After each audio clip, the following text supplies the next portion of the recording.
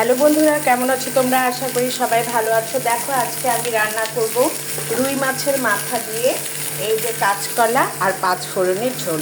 দেখো, এই জন্য আমি রুই মাছের মাথাটাকে ভালো করে ধুয়ে পরিষ্কার করে কেটে নিয়ে হলুদ লবণ মাখিয়ে এটাকে দেখো ভেজে নিয়েছি।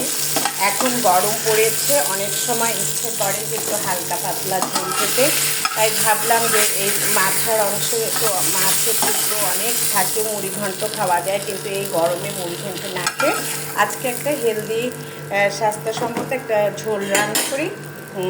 আর দেখো, আজকে তাই আমি কাঁচা কলা বেছে নিয়েছি। আজকে পাঁচফোড়ন দিয়ে ঝোল করব। যেহেতু মাছটাকে ভেজে নিয়েছি, তেল দিয়ে দিলাম এবং এই তেলের মধ্যে আমি আগে একটু কাঁচকলা হলুদ দিয়ে যেটা রেখেছি এটাকে একটু ছেড়ে দিব, সেঁচলে দিব।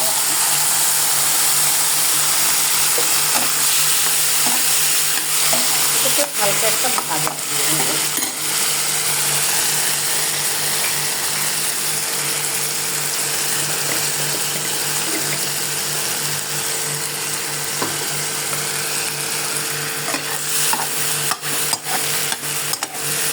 হালকা একটু ভাজা হতে সরিয়ে নিলাম। এই জায়গাটা জানো যখন ভালো খেয়েছে না, এখন আমি একটু এই যে পাঁচফোড়ন দিয়ে নিয়েছি, পাঁচফোড়ন দিয়ে নিয়েছি। এখন এই পাঁচফোড়নটা একটু ফুটে উঠলে গরম হয়ে যাবে সুন্দর।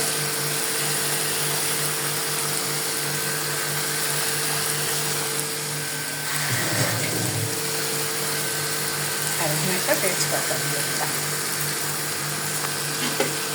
এই কাঁচকলার ঝোলটা এই গরমের দিনে খেতে ভালো লাগবে। দেখো, এখানে আমি অল্প পরিমাণ রসুন দিলাম, রসুন বাটা, আর দেব পেঁয়াজ বাটা, দেব আদা বাটা।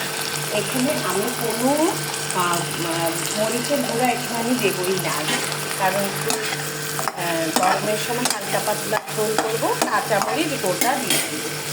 দেখো, এটা হতে হতে এখানে এখন আমি আবার ভেজে রাখা মাছগুলোকে দিয়ে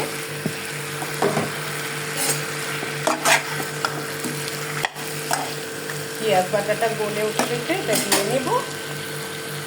একটুখানি হলুদ দিয়ে তো দিয়েছি, এখানে একটুখানি হলুদ দিয়ে দিব। এখন এটা ভাজা ভাজা হতে আমি এখানে পানি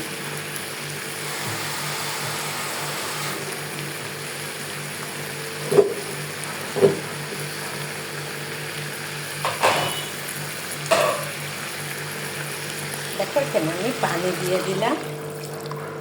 একদম কোনো মরিচের গুঁড়া কোনো কিছু দেইনি। নামাবার আগে দুটো কাঁচামরিচ দিয়ে জাস্ট নামিয়ে নেব। এভাবে তোমরা গরমের সময় একটু রুই মাছের মাথা পাঁচফোড়ন দিয়ে কাঁচা কলা দিয়ে ঝোল করে খেয়ে দেখো, এটা স্বাস্থ্যের জন্য খুব উপকারী। ভালো থেকো, সুস্থ থেকো, আর আমাকে সাবস্ক্রাইব করে আমার পাশে থেকো। বাই।